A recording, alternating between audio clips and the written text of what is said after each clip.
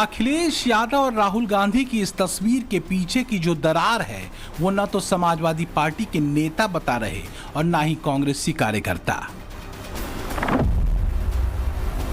Seat आवश्यकता नहीं है, जीत आवश्यकता है। कहने के लिए अखिलेश का सभी 9 सीटों पर चुनाव लड़ना विनिंग सिचुएशन है और राहुल गांधी की तरफ से कोई भी उम्मीदवार नहीं खड़ा करना सरेंडर जैसा है। लेकिन असल में बात इससे आगे की है। मायने 2027 के निकाले जा रहे हैं। लेकिन सवाल ये है कि क्या कांग्रेस का वोटर ये एक्सेप्ट कर पाएगा कि कांग्रेस 9 सीटों में से किसी भी सीट पर अपना उम्मीदवार नहीं उतारेगी। प्रदेश संगठन जो मैसेज दे रहा है उसके बाद कार्यकर्ताओं का मनोबल बढ़ा रहेगा, ये एक बड़ा सवाल है। और सवाल ये भी कि क्या राहुल गांधी और अखिलेश के बीच जो फोन पर बात हुई उसमें यही बात हुई कि इसी तरह से संगठन को आगे बढ़ाया जाएगा।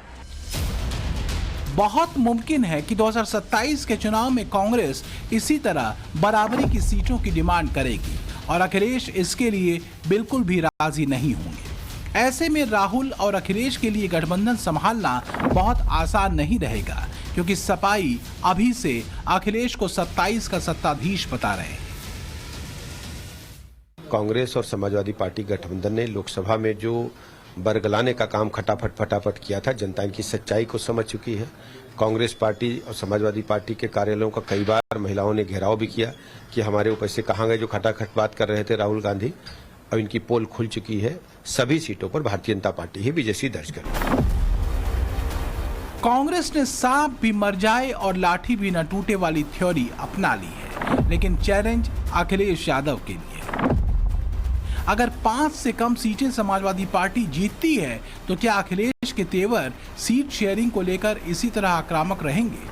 2024 के लोकसभा चुनाव की जीत का क्रेडिट अखिलेश जिस तरह खुद को देते हैं, क्या फिर हार का क्रेडिट अपने ऊपर लेंगे? उपचुनाव बहुत मैटर नहीं करते हैं, लेकिन समाजवादी पार्टी ने बड़े दिल के साथ 9 सीटों में से 3 सीटें कांग्रेस को देने के लिए पूरी तरीके से बातें सामने रख दी थी। उसके बावजूद भी अगर कांग्रेस क्यों नहीं लड़ी है, इसके पीछे इसकी जवाबदेही और इसकी तमाम तरीके से जो सवाल जवाब उठ रहे हैं, उसके लिए कांग्रेस से ही सवाल पूछा जाना चाहिए। अखिलेश यादव भले ही जीत जरूरी मानते हों, लेकिन क्या उपचुनाव के लिए उम्मीदवारों के ऐलान में गठबंधन धर्म नजर आया? अखिलेश दावा कर रहे थे कि वो गठबंधन के तहत चुनाव लड़ेंगे, लेकिन ऐसा हुआ नहीं। जबकि बीजेपी की तरफ से कहा जा रहा था कि वो सभी 9 सीटों पर चुनाव लड़ेगी, लेकिन इसके बावजूद उसने सहयोगी पार्टियों के लिए सीट छोड़ दी। अखिलेश 2 सीटें कांग्रेस को ऑफर कर रहे थे, जहां कांग्रेस को हार दिख रही थी, जबकि बीजेपी ने जिन सीटों को छोड़ा है वहां एनडीए कैंडिडेट के जीत के चांस ज्यादा हैं। सूत्रों का दावा है कि अखिलेश यादव ने कांग्रेस के यूपी नेताओं से सीटों को लेकर बातचीत करना ठीक ही नहीं समझा और इसीलिए ये मामला इतना उलझता चला गया। अखिलेश पहले हरियाणा और फिर महाराष्ट्र के जरिए प्रेशर पॉलिटिक्स करते रहे, लेकिन राहुल ने ये मैसेज दे दिया कि हारी हुई सीटों पर चुनाव लड़ने से अच्छा है सारी जिम्मेदारी अखिलेश ही उठाए और नतीजे मनमाफिक नहीं होने पर मोलभाव किया जाएगा। कांग्रेस ये देखना चाहती है कि क्या अखिलेश अपने दम पर ओबीसी और दलित वोट को एक कर पाएंगे, क्योंकि सियासी गलियारों में यही माना जाता है कि 2024 के चुनाव में यूपी में दलितों का वोट इंडिया गठबंधन को इसलिए मिला क्योंकि राहुल गांधी का संविधान वाला नैरेटिव काम कर गया। स्पष्ट कर दूं, सिंबल भी समाजवादी पार्टी का ही होगा और या घटक दल इंडिया गठबंधन के जो घटक दल अगर कोई होंगे उनका होगा और उम्मीदवार भी उनके होंगे। ना ही कांग्रेस पार्टी का कोई उम्मीदवार होगा और ना ही कांग्रेस पार्टी किसी दूसरे सिंबल पे लड़ने जा रही है। कांग्रेस का अंतिम संस्कार कर ही दिया है, तो फिर ये झंडा डंडा, ये चुनाव निशान और ये दफ्तर क्यों खोल रखा है? कांग्रेस के दफ्तर को भी उन्हें समाजवादी पार्टी को सौंप देना चाहिए और पूरी पार्टी को मर्ज कर देना चाहिए। कांग्रेस के साइड होते ही यूपी में सारी चुनावी लड़ाई योगी वर्सेस अखिलेश की है और इस फाइट के लिए बीजेपी ने जिन चेहरों पर अपना दांव लगाया है उसे भी समझ लीजिए। यादव बहुल करहल सीट पर अनुजेश यादव को टिकट दिया है। जो कि रिश्ते में धर्मेंद्र यादव के बहनोई हैं। अनुजेश के सामने समाजवादी पार्टी से तेज प्रताप यादव है। फूलपुर सीट पर बीजेपी ने ओबीसी वर्ग से आने वाले दीपक पटेल को प्रत्याशी बनाया है, जो कि कुर्मी समुदाय से आते हैं। उनके सामने अखिलेश के मुजतबा सिद्दीकी हैं। मजमा सीट से सुचिस्मिता मौर्य को बीजेपी ने उतारकर ओबीसी कार्ड चला है। उनका सामना समाजवादी पार्टी की ज्योति बिंद से होगा। कटेहरी सीट पर धर्मराज निषाद के जरिए ओबीसी चेहरे पर भरोसा जताया है। यहाँ उनके सामने समाजवादी पार्टी की शोभावर्ती वर्मा है। मुस्लिम बहुल कुंदर की सीट पर क्षत्रिय वर्ग से आने वाले रामवीर सिंह ठाकुर को बीजेपी ने उम्मीदवार बनाया है। उनके सामने हाजी मोहम्मद रिजवान है। बीजेपी को लगता है कि मुस्लिम वोट बटे तो उसका फायदा रामवीर सिंह ठाकुर को मिलेगा। अलीगढ़ की खैर सीट पर बीजेपी ने दलित समुदाय से आने वाले सुरेंद्र दिलेर को कैंडिडेट बनाया है।